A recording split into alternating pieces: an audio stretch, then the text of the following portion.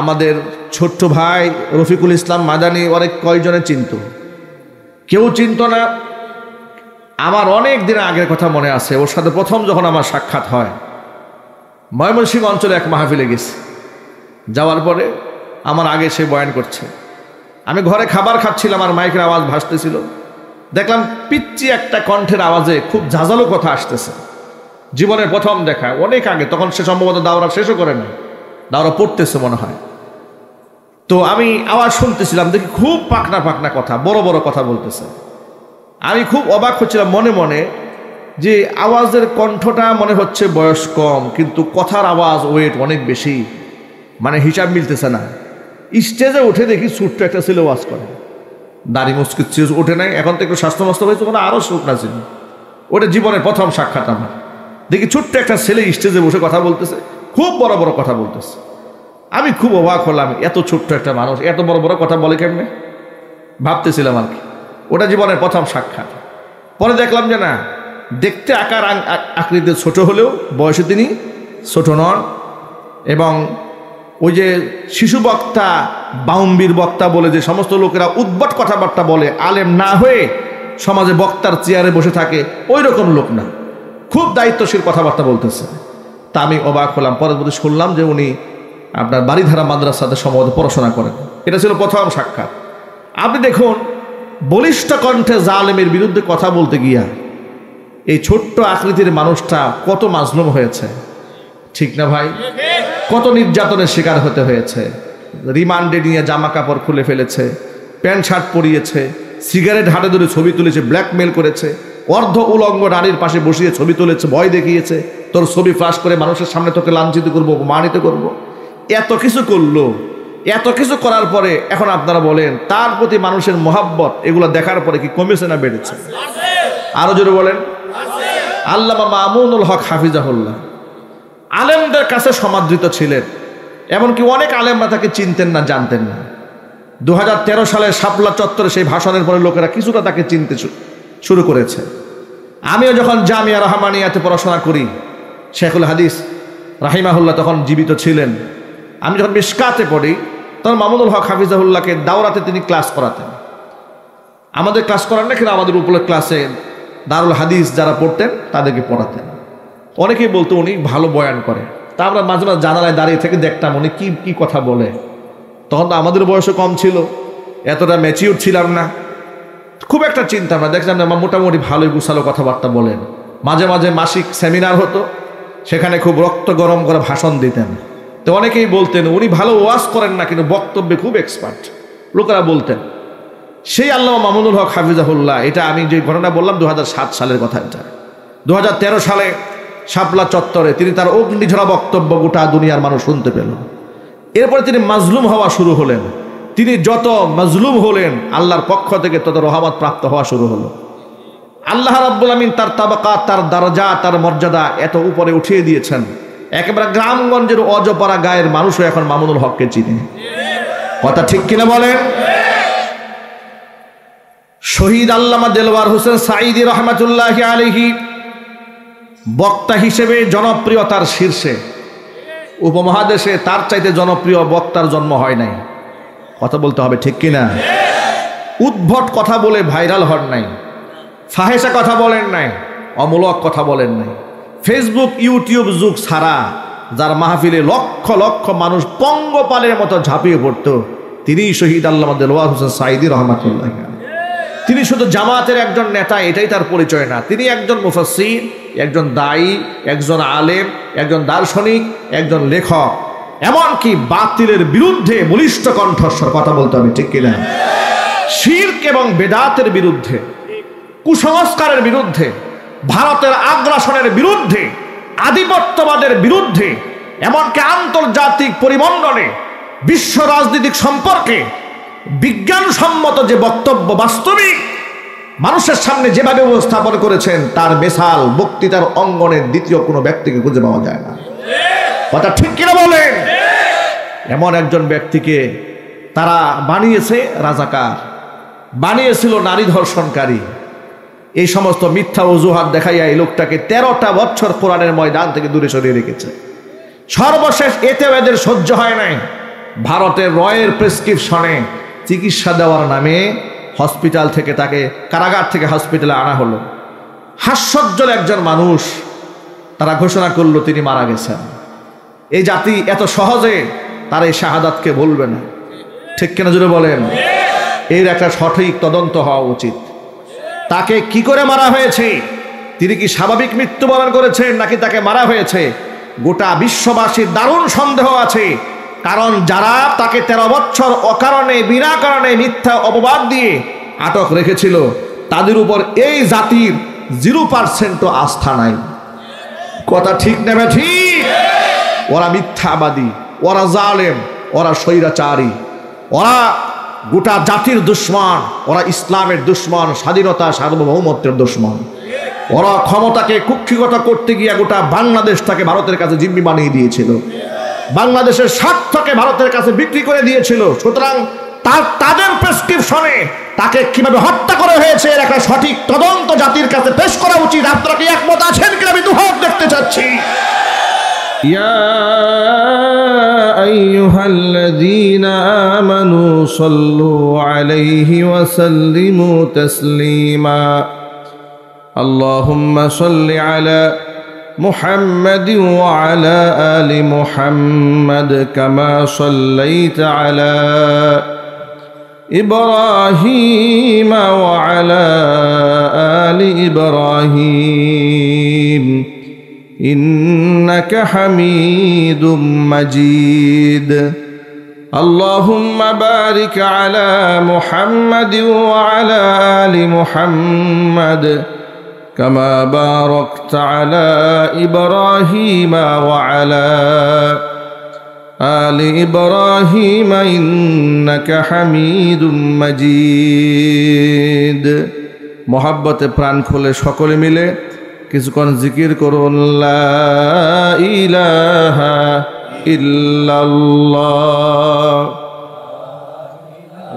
আরেকটু আগে হালকা স্ট্যান্ডটা একটু আগাই দেন, বেশ বক্স আওয়াজ দিয়ে দেন, ভিতরে মনিটর সাউন্ড বাড়িয়ে দেন।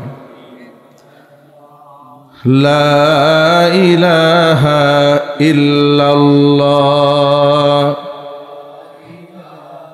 মনিটরে হালকা সাউন্ড দেন আর হালকা রিভার্ব দিয়ে রাখেন। লা ইলাহা ইল্লাল্লাহ, লা ইলাহা ইল্লাল্লাহ, লা ইলাহা ইল্লাল্লাহ, লা ইলাহা ইল্লাল্লাহ।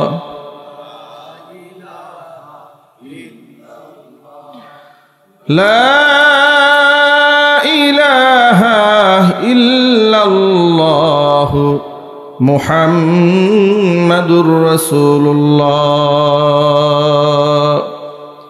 সাল্লাল্লাহু আলাইহি ওয়াসাল্লাম। ঐতিহ্যবাহী সিরাজগঞ্জ জেলার অন্তর্গত চৌহালি উপজেলার মদিনাতুল উলুম হাফিজিয়া কওমি মাদ্রাসার হাফেজ ছাত্রদের পাগড়ি প্রদান উপলক্ষে আয়োজিত ৫ম বার্ষিকী ওয়াজ মাহফিলের শেষ অধিবেশনের সম্মানিত সভাপতি আলহাজ আবুল কালাম আজাদ সাহেব, সভাপতি অত্র মাদ্রাসা বিশিষ্ট শিল্পপতি ও দানবীর, নারায়ণগঞ্জ, ঢাকা। মোহতারাম সভাপতির নেক হায়াত আল্লাহ তাআলা দারাজ করেন, তার খিদমাতের ওয়াসাআতকে আল্লাহ তাআলা বৃদ্ধি করে দেন। আজকের এই মাহফিলকে আল্লাহ তাআলা কবুল করেন।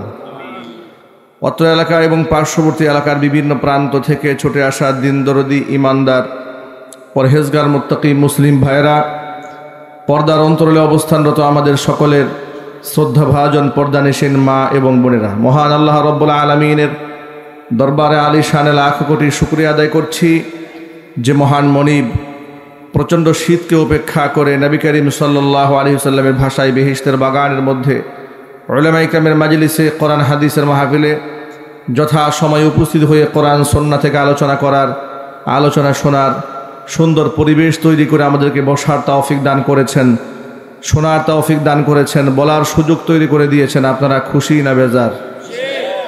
কম না বেশি? হৃদয়ের সবটুকুন ভালোবাসা উজাড় করে শ্রদ্ধা জড়িত কণ্ঠে মহান মনিবের শেখানো ভাষায় শুকরিয়া আদায় করছি। জবান ছেড়ে দিয়ে সকলে একযোগে বলছি আলহামদুলিল্লাহ। রব্বানা লাকাল হামদ হামদান কাসীরা তাইয়িবান মুবারাকান ফীহি। রব্বানা লাকাল হামদু কামা ইয়ানবাগী লিজালালি ওয়াজহিকা ওয়া আযীমি সুলতানিকা। আল্লাহ রাব্বুল আলামিন আজকের ওয়াজ মাহফিলকে কবুল করুন।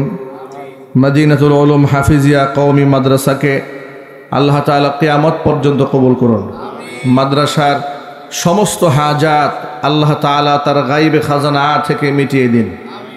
অক্লান্ত পরিশ্রম করে এই জান্নাতের বাগান যারা সাজিয়েছেন, দূরদারাজ থেকে শোনার জন্য যারা এসেছেন, আজকের মাহফিলের ওসিলা করে আল্লাহ তাআলা সকলকে মাফ করে দেন। অত্র এলাকার সমস্ত মুর্দিগানের কবরে আযাব আল্লাহ তাআলা কিয়ামত পর্যন্ত বন্ধ করে দিন। কাল হাসরের কঠিন ময়দানে এই আয়োজন আল্লাহ তাআলা আমাদের সকলের নাজাতের জারিয়া হিসেবে কবুল করেন। প্রিয় ভাইরা, লম্বা ভূমিকায় না গিয়ে আর খুব তীক্ষ্ণ কথা, গভীর কথা না বলে মোটা দাগের কিছু কথা কোরআন সুন্নাহ থেকে খুব সাদামাঠা ভাষায় আপনাদের সামনে উপস্থাপন করার চেষ্টা করব ইনশাআল্লাহ। আল্লাহ পাক যেন বলার তৌফিক দান করেন। কোরআন মাজিদ আল্লাহ তাআলা আমাদের জন্য বোঝা সহজ করেছেন না কঠিন করেছেন? আরো জোরে বলেন। কোরআন মাজিদ আল্লাহ তাআলা আরবি ভাষায় নাজিল করেছেন। ইন্না আনজালনাহু কুরআনান আরাবিয়্যান লাআল্লাকুম তাকিলুন।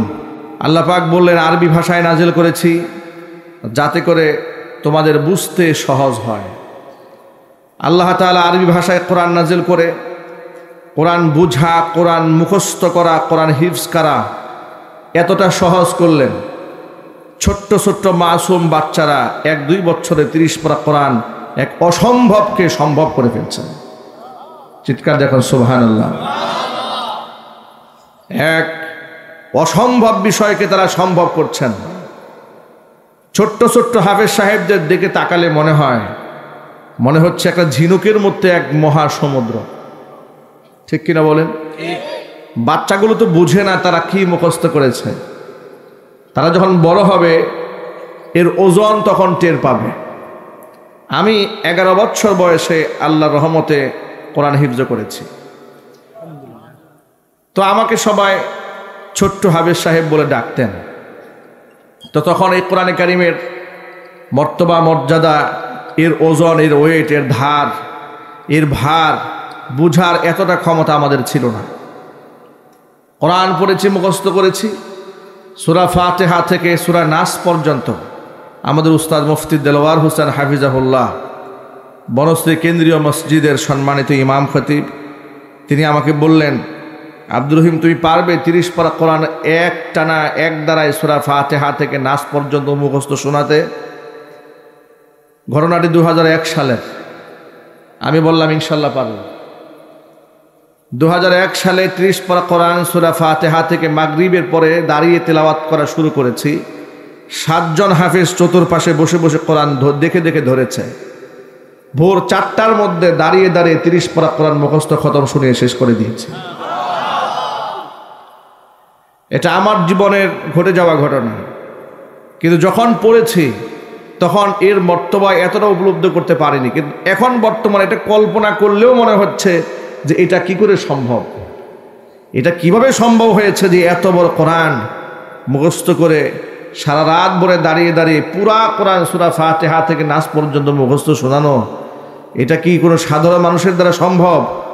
এটা আল্লাহর সাহায্য ছাড়া, এটা আল্লাহ পাকের কুদরত ছাড়া এটা কি মানুষের পক্ষে আদৌ সম্ভব হওয়ার কথা নয়। আল্লাহ পাক এত সহজ করে কোরআনের ভাষাগুলো বুঝিয়ে দিয়েছেন, মানুষকে মুখস্থ করাও সহজ করে দিয়েছেন।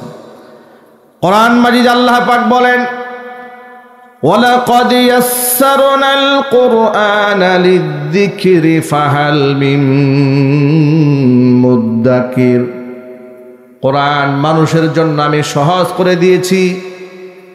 কোরআনকে উপলব্ধি করার জন্য, মুখস্থ করার জন্য, বুঝার জন্য, তেলাওয়াত করার জন্য সর্ব অবস্থায় কোরআনকে আমি আল্লাহ মানুষের জন্য সহজ করে দিয়েছে। জোরে বলেন সুবহানাল্লাহ।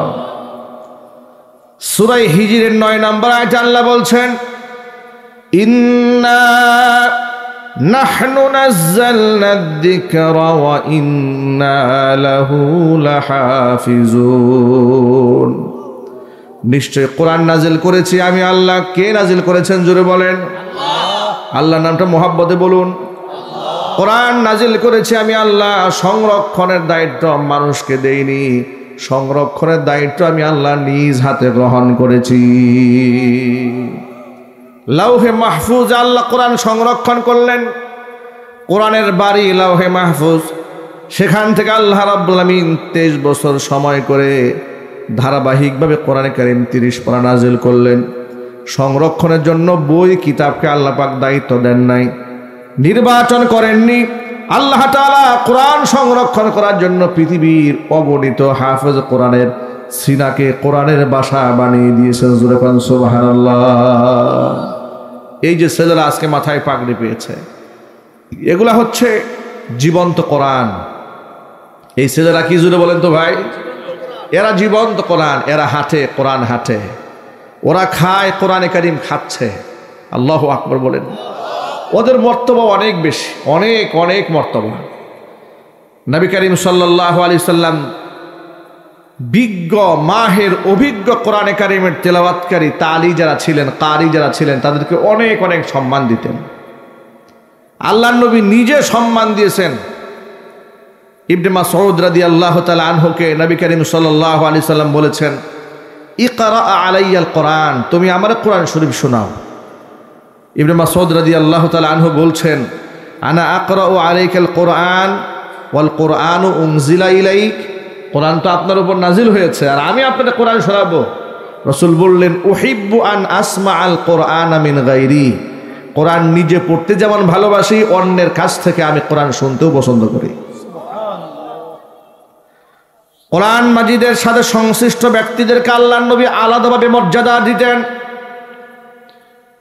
একজন সাহাবীর নাম ছিল উবাই ইবনে কাব রাদিয়াল্লাহু তাআলা আনহু। ইন্নাহু কানা মুআল্লিমাল কোরআন, কোরআনের শিক্ষক ছিলেন। মুসলিম সাহাবীরা যারা কোরআন শরীফ শিখতেন তাদেরকে উবাই ইবনে কাব রাদিয়াল্লাহু তাআলা আনহু কোরআন শেখাতেন। আর কোরআন যখন নাজিল হতো নবী করিম সাল্লাল্লাহু আলাইহি সাল্লামের কাছ থেকে শুনে লিখে যারা কোরআন সংরক্ষণ করতেন তাদের মধ্যে অন্যতম ব্যক্তির নাম হচ্ছে উবাই ইবনে কাব। একদিন আল্লাহর নবী উবাই ইবনে কাব রাদিয়াল্লাহু তাআলা আনহুকে ডেকে বলছেন, উবাই, আল্লাহ তাআলা আমাকে হুকুম করেছেন আমি যেন তোমাকে 30 নম্বর পারা থেকে সূরা বাইয়িনা তেলাওয়াত করে শোনাই। জোরে কোন আল্লাহু আকবার। এই কথা বলার পর উবাই ইবনে কাব রাদিয়াল্লাহু তাআলা আনহু শুনে তো হতবাক হয়ে গেলেন। অবাক বিষয় জানতে চাইলেন, আওয়া সাম্মানি ইয়া রাসূলুল্লাহ, আল্লাহ রাসূল আপনি যে বললেন আল্লাহ আপনাকে হুকুম করেছেন আমাকে কোরআন শোনাতে, তো আল্লাহ পাক কি তার পবিত্র জবানে আমার নামটাকে উচ্চারণ করেছে নাকি? আওয়া সাম্মানি, হুজুর বললেন নাম, আল্লাহ তোমার নাম ধরে বলেছেন, ও আমার হাবিব তুমি উবাই ইবনে কাবকে কোরআন শোনাও। জোরে আওয়াজ করেন আল্লাহু আকবার। অপারেটর ভাই বক্সগুলোতে তো আওয়াজ দেন না, বক্স তো আওয়াজ বাজে না একটা, ভিতরে সাউন্ড বক্সটাই আওয়াজ হয়। এটাই একটু বাড়াই দেন ভাই, একটু বাড়াই দেন যেন একটু দূর থেকে বলা যায়। হ্যাঁ, একটু ভলিউম দিলেই হবে ইনশাআল্লাহ, সামান্য ভলিউম দেন, আওয়াজটা স্পষ্ট হবে। হ্যাঁ এখন ঠিক আছে, আরেকটু বাড়ান হালকা। উবাই ইবনে কাব রাদিয়াল্লাহু তাআলা আনহু তিনি কৃতজ্ঞতায় খুশিতে একেবারে অস্তুসিক্ত হলেন যে আল্লাহ তাআলা তার পবিত্র জবানে আমার নাম উচ্চারণ করেছেন। সুবহানাল্লাহ বলেন। এই নাম উচ্চারিত হওয়ার কারিশমা একটাই, তিনি কোরআনে কারীমের মুআল্লিম ছিলেন। কোরআনে কারীম লিখে সংরক্ষণ করতেন, কোরআনে কারীম সাহাবায়ে কেরামদেরকে শিখাতেন। এতটুকুন গুণ তার থাকার কারণে স্বয়ং আল্লাহ রাব্বুল আমিন তার নাম ধরে নবী করিম সাল্লাল্লাহু আলাইহি ওয়াসাল্লামকে হুকুম করেছিলেন উবাই ইবনে কাবকে কোরআন শোনাতে। চিৎকার দেখুন আল্লাহু আকবার। আপনাদেরকে ছোট্ট একটা কোশ্চেন করি, প্রশ্ন করি, আপনারা কি আমার কথা বুঝতে পারতেছেন তো? কারা কারা শুনতে পাচ্ছেন দেখি হাত দেখি, অ্যালার্ট আছেন কারা কারা? মাশাআল্লাহ, বারাকাল্লাহু ফিকুম। হাত নামান। আপনারা বলুন তো, উহুদের জিহাদের কথা কি আপনারা শুনেছেন? উহুদের ময়দান, সেখানে সাহাবায়ে কেরাম অসংখ্য সাহাবীরা তারা হতাহত হয়েছিলেন। বেশ কিছু সংখ্যক সাহাবী সেখানে শাহাদাত বরণ করেছিলেন। নবী করিম সাল্লাল্লাহু আলাইহি ওয়াসাল্লামের দান মুবারক শহীদ হয়েছিল, দাঁত ভেঙে গিয়েছিল, মাথা ফেটে গিয়েছিল, রক্তাক্ত হয়েছিলেন, আল্লাহর নবী সেন্সলেস হয়ে পড়ে গিয়েছিলেন। এই জিহাদের ময়দানে কতজন সাহাবী শাহাদাত বরণ করেছিলেন আপনারা বলতে পারবেন? মাশাআল্লাহ, 70 জন সাহাবী এই জিহাদে শাহাদাত বরণ করেছিলেন। ময়দানটা ছিল খুবই মারাত্মক, মোমেন্টটা ছিল খুব ক্রিটিক্যাল।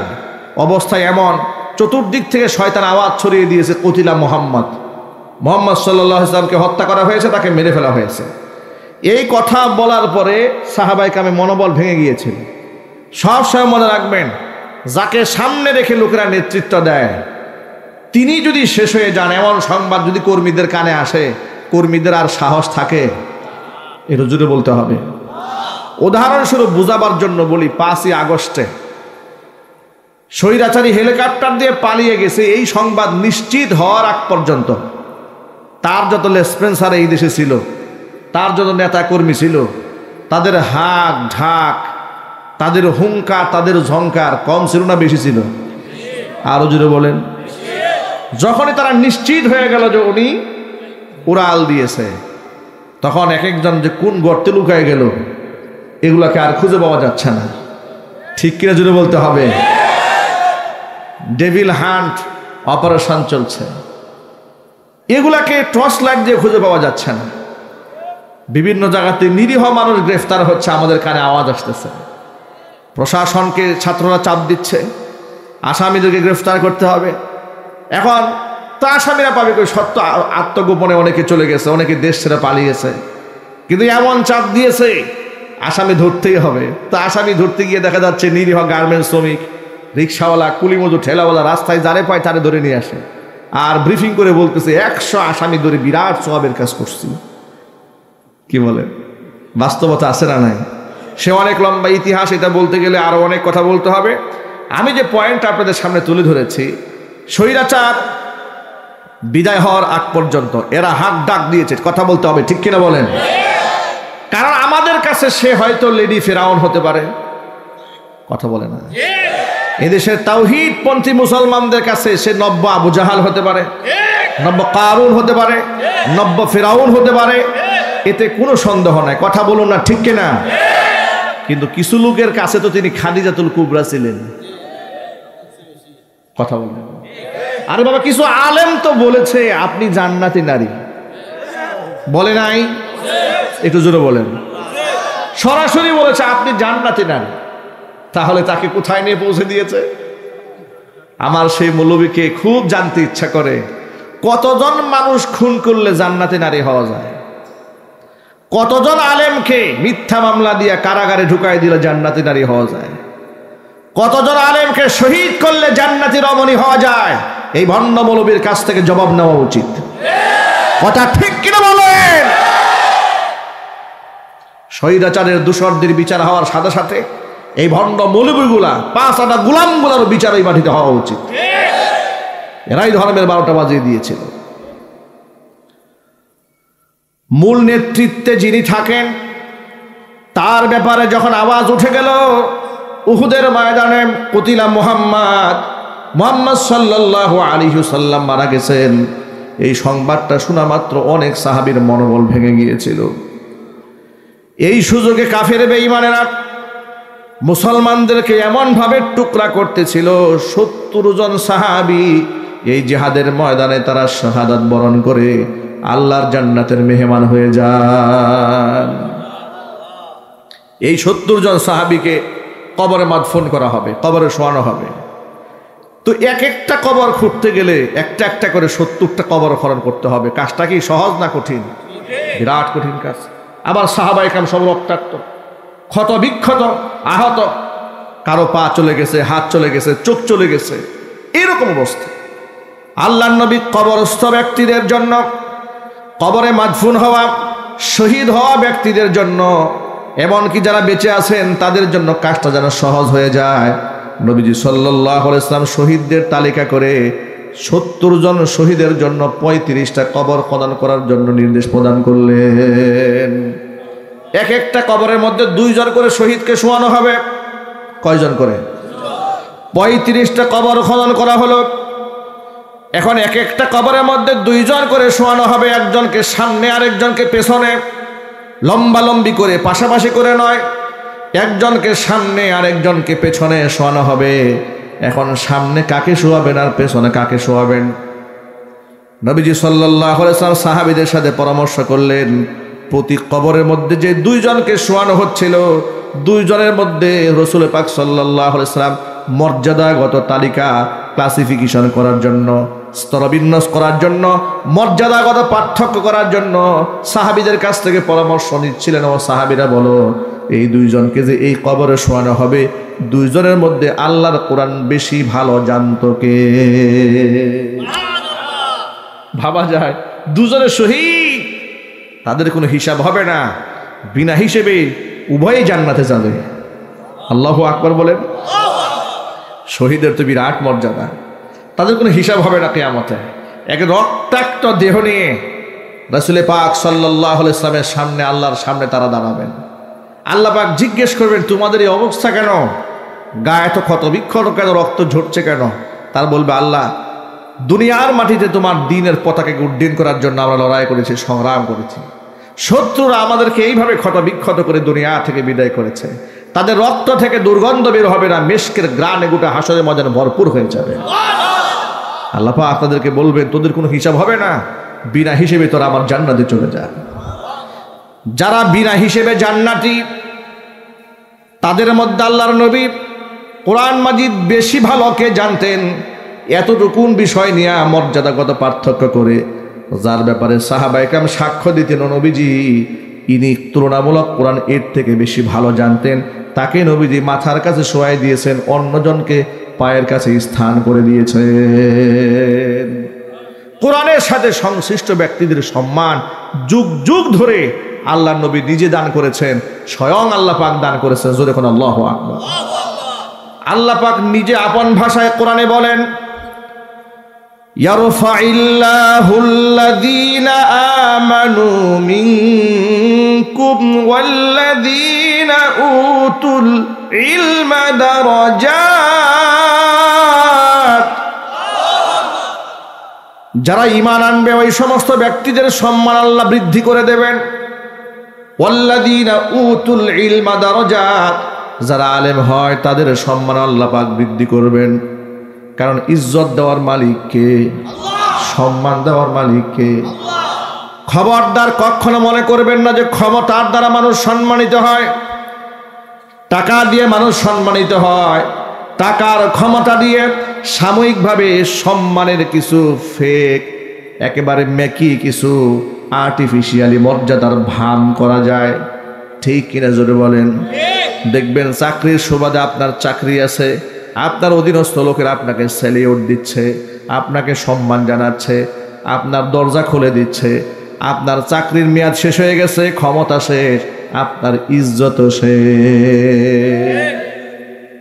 যেই পুলিশরা আপনাকে পাহারা দিয়ে দিয়ে শুট আউট করে করে নিয়ে যেত, আজকে আপনাদের ক্ষমতা শেষ হয়ে গেছে, ছাগলের রশি দিয়ে সেই পুলিশ আপনাদেরকে বান্ধা শুরু করছে। কি মর্যাদা, কি ক্ষমতা! আহারে আহারে ক্ষমতা! যেই পুলিশদেরকে তারা রক্ষা কবচ মনে করত, যার দরুন যতই বড় স্লোগান দিত, পুলিশ সারা রাস্তায় নামতো না। সামনে পুলিশ, পিছনে পুলিশ, মাঝখানে বড় বড় স্লোগান দিত, রাজপথ কাঁপছে, আমাদের নেতা আসছে, কত কিছু বলতো।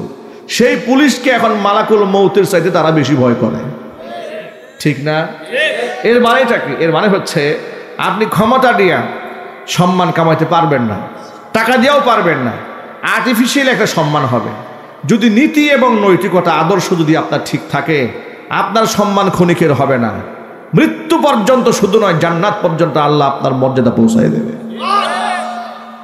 দুনিয়াতে হয়তো কিছু সময়ের জন্য আপনি হ্যারাসমেন্ট হতে পারেন, আপনাকে কিছু লোকেরা অসম্মান করার নাটক করতে পারে, প্রচেষ্টা করতে পারে, কাগজে কলমে আপনাকে অসম্মান করে বিভিন্ন কথা লিখতে পারে, পত্রিকায় লিখতে পারে, টেলিভিশনে ভুয়া সাংবাদিকদের মাধ্যমে, চরিত্রহীন লম্পটদের মাধ্যমে আপনার বদনাম উড়াতে পারে, কিন্তু মানুষের দিলে আপনার বদনাম আল্লাহ স্থান দেবে না। মানুষের দিলে আপনার শ্রদ্ধা, আপনি যত মাজলুম হবেন মানুষের দিলে আপনার মোহাব্বত আল্লাহ তত বৃদ্ধি করে দেবে। কথা ঠিক কিনা বলেন? বাস্তবতা মিলায় নেন। এই গোটা দুনিয়াতে যে সমস্ত আলেমদের উপর যত বেশি নির্যাতন করা হয়েছে, সেই সমস্ত আলেমদের তবকাত মর্যাদা আল্লাহ পাক তত বেশি উপরে উঠিয়ে দিয়েছেন। উদাহরণস্বরূপ বাংলাদেশের দিকে একটু তাকান। আমাদের ছোট্ট ভাই রফিকুল ইসলাম মাদানী অনেক কয়জনে চিনত, কেউ চিনত না। আমার অনেক দিন আগের কথা মনে আছে, ওর সাথে প্রথম যখন আমার সাক্ষাৎ হয়, ময়মনসিংহ অঞ্চলে এক মাহফিলে গেছি। যাওয়ার পরে আমার আগে সে বয়ান করছে, আমি ঘরে খাবার খাচ্ছিলাম, আর মাইকের আওয়াজ ভাসতেছিল। দেখলাম পিচ্চি একটা কণ্ঠের আওয়াজে খুব ঝাঁঝালো কথা আসতেছে। জীবনের প্রথম দেখা, অনেক আগে, তখন সে সম্ভবত দাওরা শেষও করে নাই, দাওরা পড়তেছে মনে হয়। তো আমি আওয়াজ শুনতেছিলাম, দেখি খুব পাকনা পাকনা কথা, বড় বড় কথা বলতেছে। আমি খুব অবাক হচ্ছিলাম মনে মনে, যে আওয়াজের কণ্ঠটা মনে হচ্ছে বয়স কম, কিন্তু কথার আওয়াজ ওয়েট অনেক বেশি, মানে হিসাব মিলতেছে না। স্টেজে উঠে দেখি ছোট্ট একটা ছেলে ওয়াজ করে, দাড়ি মুসকিত ওঠে নাই, এখন তো একটু স্বাস্থ্যমস্ত হয়েছে, ওখানে আরও শুকনা ছিল। ওটা জীবনের প্রথম সাক্ষাৎ আমার। দেখি ছোট্ট একটা ছেলে স্টেজে বসে কথা বলতেছে, খুব বড় বড় কথা বলতেছে। আমি খুব অবাক হলাম, এত ছোট্ট একটা মানুষ এত বড় বড় কথা বলে কেমনে, ভাবতেছিলাম আর কি। ওটা জীবনের প্রথম সাক্ষাৎ। পরে দেখলাম যে না, দেখতে আকার আকৃতিতে ছোট হলেও বয়সে তিনি ছোট নন। এবং ওই যে শিশু বক্তা, বাউম্বির বক্তা বলে যে সমস্ত লোকেরা উদ্ভট কথাবার্তা বলে, আলেম না হয়ে সমাজে বক্তার চেয়ারে বসে থাকে, ওই রকম লোক না, খুব দায়িত্বশীল কথাবার্তা বলতেছে। তা আমি অবাক হলাম। পরবর্তী শুনলাম যে উনি আপনার বাড়িধারা মাদ্রাসাতে সম্ভবত পড়াশোনা করেন। এটা ছিল প্রথম সাক্ষাৎ। আপনি দেখুন, বলিষ্ঠ কণ্ঠে জালেমের বিরুদ্ধে কথা বলতে গিয়া এই ছোট্ট আকৃতির মানুষটা কত মাজলুম হয়েছে, ঠিক না ভাই? কত নির্যাতনের শিকার হতে হয়েছে। রিমান্ডে নিয়ে জামা কাপড় খুলে ফেলেছে, প্যান্ট শার্ট পরিয়েছে, সিগারেট হাতে ধরে ছবি তুলেছে, ব্ল্যাকমেল করেছে, অর্ধ উলঙ্গ নারীর পাশে বসিয়ে ছবি তুলেছে, ভয় দেখিয়েছে, তোর ছবি ফ্লাশ করে মানুষের সামনে তোকে লাঞ্ছিত করবো, অপমানিত করবো। এত কিছু করলো। এত কিছু করার পরে এখন আপনারা বলেন, তার প্রতি মানুষের মোহাব্বত এগুলো দেখার পরে কি কমেছে না বেড়েছে? আরো জোরে বলেন। আল্লামা মামুনুল হক হাফিজাহুল্লাহ আলেমদের কাছে সমাদৃত ছিলেন, এমনকি অনেক আলেমরা তাকে চিনতেন না, জানতেন না। 2013 সালে শাপলা চত্বরে সেই ভাষণের পরে লোকেরা কিছুটা তাকে চিনতে শুরু করেছে। আমিও যখন জামিয়া রহমানিয়াতে পড়াশোনা করি, শেখুল হাদিস রাহিমাহুল্লাহ তখন জীবিত ছিলেন। আমি যখন মিশকাতে পড়ি, তখন মামুনুল হক হাফিজাহুল্লাহকে দাওরাতে তিনি ক্লাস করাতেন। আমাদের ক্লাস করান না, কিন্তু আমাদের উপরে ক্লাসে দারুল হাদিস যারা পড়তেন তাদেরকে পড়াতেন। অনেকেই বলতো উনি ভালো বয়ান করে। তা আমরা মাঝে মাঝে জানালায় দাঁড়িয়ে থেকে দেখতাম উনি কি কি কথা বলে। তখন তো আমাদের বয়সও কম ছিল, এতটা ম্যাচিউর ছিলাম না, খুব একটা চিন্তা আমরা দেখলাম না, মোটামুটি ভালোই গুছালো কথাবার্তা বলেন। মাঝে মাঝে মাসিক সেমিনার হতো, সেখানে খুব রক্ত গরম করে ভাষণ দিতেন। তো অনেকেই বলতেন উনি ভালো ওয়াজ করেন না, কিন্তু বক্তব্যে খুব এক্সপার্ট, লোকেরা বলতেন। সেই আল্লামা মামুনুল হক হাফিজাহুল্লাহ, এটা আমি যে ঘটনা বললাম 2007 সালের কথা, এটা 2013 সালে শাপলা চত্বরে তিনি তার অগ্নিঝরা বক্তব্য গোটা দুনিয়ার মানুষ শুনতে পেল। এরপরে তিনি মাজলুম হওয়া শুরু হলেন। তিনি যত মাজলুম হলেন, আল্লাহর পক্ষ থেকে তত রহমত প্রাপ্ত হওয়া শুরু হলো। আল্লাহ রাব্বুল আমিন তার তাবাকাত, তার দরজা, তার মর্যাদা এত উপরে উঠিয়ে দিয়েছেন, একেবারে গ্রামগঞ্জের অজপাড়া গায়ের মানুষও এখন মামুনুল হককে চিনে। কথা ঠিক কিনা বলেন? শহীদ আল্লামা দেলওয়ার হোসেন সাঈদী রহমাতুল্লাহি আলাইহি বক্তা হিসেবে জনপ্রিয়তার শীর্ষে, উপমহাদেশে তার চাইতে জনপ্রিয় বক্তার জন্ম হয় নাই। কথা বলতে হবে, ঠিক কিনা? উদ্ভট কথা বলে ভাইরাল হন নাই, ফাহেসা কথা বলেন নাই, অমূলক কথা বলেন নাই। ফেসবুক ইউটিউব যুগ ছাড়া যার মাহফিলে লক্ষ লক্ষ মানুষ পঙ্গপালের মতো ঝাঁপিয়ে পড়ত, তিনিই শহীদ আল্লামা দেলওয়ার হোসেন সাঈদী রহমাতুল্লাহ। তিনি শুধু জামাতের একজন নেতা এটাই তার পরিচয় না, তিনি একজন মুফাসসির, একজন দায়ী, একজন আলেম, একজন দার্শনিক, একজন লেখক, এমনকি বাতিলের বিরুদ্ধে বলিষ্ঠ কণ্ঠস্বর কথা বলতে হবে, ঠিক কিনা? শিরক এবং বেদাতের বিরুদ্ধে, কুসংস্কারের বিরুদ্ধে, ভারতের আগ্রাসনের বিরুদ্ধে, আধিপত্যবাদের বিরুদ্ধে, এমনকি আন্তর্জাতিক পরিমণ্ডলে বিশ্ব রাজনৈতিক সম্পর্কে বিজ্ঞানসম্মত যে বক্তব্য বাস্তবিক মানুষের সামনে যেভাবে উপস্থাপন করেছেন, তার মেসাল বক্তৃতার অঙ্গনের দ্বিতীয় কোনো ব্যক্তিকে খুঁজে পাওয়া যায় না। কথা ঠিক কিনা বলেন? এমন একজন ব্যক্তিকে তারা বানিয়েছে রাজাকার, বানিয়েছিল নারী ধর্ষণকারী। এই সমস্ত মিথ্যা অজুহাত দেখাইয়া এই লোকটাকে 13টা বছর কোরআনের ময়দান থেকে দূরে সরিয়ে রেখেছে। সর্বশেষ এতেও এদের সহ্য হয় নাই, ভারতের রয়ের প্রেসক্রিপশনে চিকিৎসা দেওয়ার নামে হসপিটাল থেকে তাকে, কারাগার থেকে হসপিটালে আনা হলো। হাস্যজ্জ্বল একজন মানুষ, তারা ঘোষণা করলো তিনি মারা গেছেন। এই জাতি এত সহজে তার এই শাহাদাতকে বলবে না, ঠিক কিনা জুড়ে বলেন? এর একটা সঠিক তদন্ত হওয়া উচিত। তাকে কি করে মারা হয়েছে, তিনি কি স্বাভাবিক মৃত্যুবরণ করেছেন নাকি তাকে মারা হয়েছে, গোটা বিশ্ববাসীর দারুণ সন্দেহ আছে। কারণ যারা তাকে 13 বছর অকারণে বিনা কারণে মিথ্যা অপবাদ দিয়ে আটক রেখেছিল, তাদের উপর এই জাতির 0% আস্থা নাই। কথা ঠিক নেবে ঠিক? ওরা মিথ্যাবাদী, ওরা জালেম, ওরা স্বৈরাচারী, ওরা গোটা জাতির দুশ্মন, ওরা ইসলামের দুশ্মন, স্বাধীনতা সার্বভৌমত্বের দুশ্মন। ওরা ক্ষমতাকে কুক্ষিগত করতে গিয়ে গোটা বাংলাদেশটাকে ভারতের কাছে জিম্মি বানিয়ে দিয়েছিল, বাংলাদেশের স্বার্থকে ভারতের কাছে বিক্রি করে দিয়েছিল। সুতরাং তাদের প্রেসক্রিপশনে তাকে কিভাবে হত্যা করা হয়েছে এর একটা সঠিক তদন্ত জাতির কাছে পেশ করা উচিত। আপনারা কি একমত আছেন কিনা আমি দুহাত দেখতে চাচ্ছি।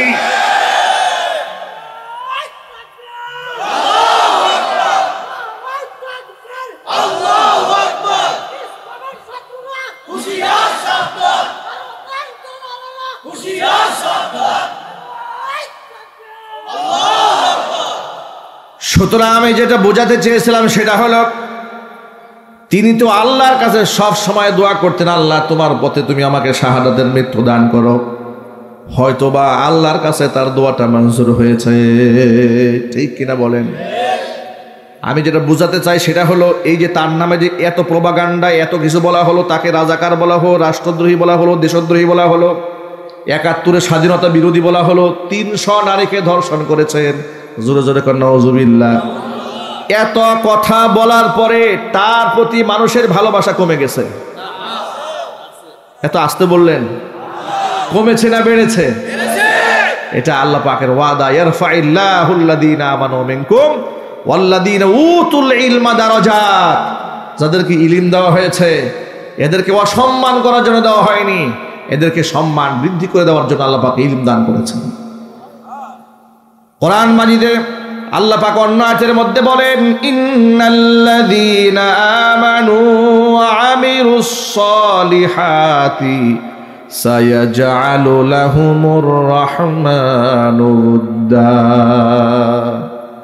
নিশ্চয় যারা ঈমান আনে এবং ভালো কাজ করে, অবশ্য অবশ্য আল্লাহ পাক মানুষের অন্তরে তাদের জন্য মোহাব্বত সৃষ্টি করে দেন। জোরে কোন সুবহানাল্লাহ। আলেম ওলামা তাদের অনেক সম্মান, অনেক মর্তবা, অনেক মর্যাদা। কোরআনের সাথে সংশ্লিষ্ট প্রতিটা ব্যক্তিকে আল্লাহ পাক মর্যাদার সুউচ্চ শিখরে স্থান করে দেন। সুতরাং আমরা যারা এখানে আছি, আমাদের স্বপ্ন দেখা উচিত আমাদের প্রত্যেকের ঘরে ঘরে একজন করে হলেও 30 পারা কোরআনের হাফেজ যেন তৈরি হয়, ঠিক কিনা বলে? একটা নিয়ত রাখা দরকার আছে না ভাই? স্বৈরাচারের আমলে ওরা আমাদের মাদ্রাসাগুলোকে বলতো এগুলো জঙ্গিবাদের কারখানা, বলে নাই? শুধু কি তাই, ওরা বলেছে এগুলা ব্যাঙের ছাতার মতো তৈরি হয়েছে, আগাছা, এগুলাকে নিয়ন্ত্রণে আনতে হবে। এমনকি সর্বশেষ যে কুলাঙ্গারটাকে তারা শিক্ষা মন্ত্রী বানিয়েছিল নওফেল, সে তো মোটামুটি বলেই ফেলেছিল যে যত্রতত্র মাদ্রাসা হওয়ার কারণে প্রাইমারি স্কুলে জনপ্রিয়তা কমে গেছে। আমি সেই সময় জবাব দিয়েছিলাম, যত্রতত্র মাদ্রাসা হওয়ার কারণে প্রাইমারি জনপ্রিয়তা কমে নাই, বরং তোমরা শিক্ষার নামে অশিক্ষার কুশিক্ষা সিলেবাসভুক্ত করার কারণে ক্ষুধাদ্রোহিতা ইসলাম বিদ্বেষীরা ঢুকে দেওয়ার কারণে, শিক্ষাঙ্গন থেকে ইসলাম বাদ দেওয়ার কারণে জনগণ তোমাদের কাছ থেকে মুখ ফিরিয়ে নিয়েছিল। ঠিক কিনা জোরে বলেন? প্রাইমারি লেভেলের জনপ্রিয়তা মাদ্রাসার জন্য কমে গেছে, এগুলা বলে বলে তারা মাদ্রাসাকে টার্গেটে রেখেছে। এমনকি সর্বশেষ এ কথাও বলেছিল, আর যদি 5টা বছর থাকতে পারতো কত হাজার মাদ্রাসা এই দেশে বন্ধ হতো, এটা আপনার টের পান নাই। ওরা কিন্তু ষড়যন্ত্র ম্যাপ করে ফেলেছিল। ওরা বলেছিল যে প্রতিটা মাদ্রাসার সরকারি রেজিস্টারভুক্ত থাকতে হবে, অনুমোদনহীন যত মাদ্রাসা আছে সব ক্লোজ করে দেবে। আরে বাবা, আমাকে আমার মাদ্রাসা আপনার রেজিস্টারভুক্ত হওয়ার দরকারটা কি? আমার মাদ্রাসার খরচ কি আপনি দেন? কথা বুঝেন না? আমার মাদ্রাসার ছাত্ররা কি আপনার টাকায় চলে? আমার বিল্ডিংটা কি আপনার টাকায় হয়? যেখানে আপনার কোনো অনুদান নেই সেখানে আপনি নাক গলাতে আসেন কেন? এই অনধিকার চর্চা আপনাকে কে করতে বলেছেন? কথা ঠিক নেবে ঠিক? ওরা চেয়েছিল কওমি মাদ্রাসাগুলোকে আলিয়া মাদ্রাসার মতো নাকের মধ্যে বসি লাগায় টানবে, যাতে করে আলিয়া মাদ্রাসা থেকে আদর্শ যেভাবে উঠিয়ে নেওয়া হয়েছে কওমি মাদ্রাসা থেকে যেন ওইভাবে আদর্শ উঠায় নেওয়া যায়। এত সহজ নয়। যারা ইসলাম নিয়ে ষড়যন্ত্র করেছে আল্লাহ পাক তাদেরকে জুতা পিটা করে ছেড়ে দিয়েছেন। ১৫০০ বছর আগে আল্লাহর নবী সাল্লাল্লাহু আলাইহি ওয়াসাল্লাম বলেছেন, এত মর্যাদা। কোরআনে কারীম সূরা ফাতিরে ঘোষণা করেছেন, ইন্নামা ইয়াখশাল্লাহা মিন ইবাদিহিল উলামা। একমাত্র আমি আল্লাহর বান্দাদের মধ্যে একমাত্র আলেমরাই আমি আল্লাহকে সবচাইতে বেশি ভয় করে চলে। আলেমরা আল্লাহকে যত বেশি ভয় করে অন্য কেউ তত ভয় আল্লাহকে করে না। যার দরুন এই দুনিয়ার মধ্যে দেখতে পাবেন ভাতের মধ্যে, ধানের মধ্যে যেমন 2-1টা চিটা থাকতে পারে সেটা ভিন্ন কথা, সামগ্রিক অর্থে আলেমদের চাইতে স্বচ্ছ আর সুন্দর চরিত্রের মানুষ সমাজে খুঁজে পাওয়া যায় না। ঠিক না ভাই? 10-12 হাজার টাকা বেতন আপনারা দেন, অনেক জায়গাতে আরো কম। এরপরেও জিজ্ঞেস করে হুজুর কেমন আছেন, হাসি মুখে বলে আলহামদুলিল্লাহ বেশ ভালো আছি। আর এই সমস্ত সুদখোর, ঘুষখোর, লম্পট, বদমাশ, দুর্নীতিগ্রস্ত ব্যক্তি মাসে লক্ষ লক্ষ টাকা ইনকাম করে, জিজ্ঞেস করে ভাই আছেন কেমন, আর বলবেন না খুব পেরেশানিতে আছে। ঠিক না? ওদের পেরেশানি দূর হবে না, মৃত্যু পর্যন্ত পেরেশানি দূর হবে না। এটা আল্লাহ পাকের ওয়াদা আছে কোরআনে। আপনাদেরকে সবসময় একটা কথা মনে রাখবেন, অনেকে তো মনে করে হুজুর সেই পরকাল কবে হবে আর আল্লাহ জান্নাত দেবেন, এতটা জীবন কষ্ট করব। নেক কাজের একটা সুফল দুনিয়াতেও আছে, আর বদ কাজের একটা নাগত শাস্তি এই পৃথিবীতে আছে। নেক কাজের দুনিয়াতে একটা নিয়ামত আছে, আল্লাহর পক্ষ থেকে একটা প্রাপ্তি বান্দার জন্য আছে। সেটা কি? কোরআন শরীফের সূরা নাহলের মধ্যে আল্লাহ বলেছেন। আল্লাহ রাব্বুল আমিন বলেন, মান আমিলা সালিহাম মিন যাকারিন আও উনসা ওয়া হুয়া মুমিন ফালানুহইয়ান্নাহু হায়াতান তাইয়্যিবা ওয়া লানাজজিয়ান্নাহুম আজরাহুম বিআহসানি মা কানু ইয়ামালুন। ঈমানের সাথে ভালো কাজ, নেকের কাজ, সে হোক নারী কিংবা পুরুষ, যেই করুক না কেন, 2টা পুরস্কার দেব আমি আল্লাহ তাকে। একটা দেব দুনিয়াতে, আর একটা পুরস্কার দেব আখিরাতে। দুনিয়ার যে পুরস্কার আমি তাকে দেব সেটা হচ্ছে ফালানুহিয়ান্নাহু হায়াতান তাইয়্যিবা, এই পৃথিবীতে তাকে আমি উত্তম একটা জিন্দেগি উপহার দেব।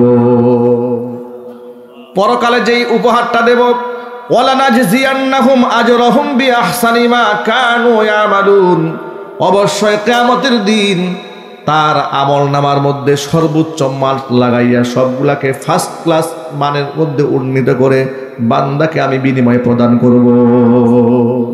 নেক কাজের দুনিয়ার সফলতা হচ্ছে ব্যক্তিকে আল্লাহ উত্তম জিন্দেগি উপহার দেবে। পেটে খাবার না থাকলেও মনের মধ্যে তৃপ্তি থাকবে। জোরে করে সুবহানাল্লাহ।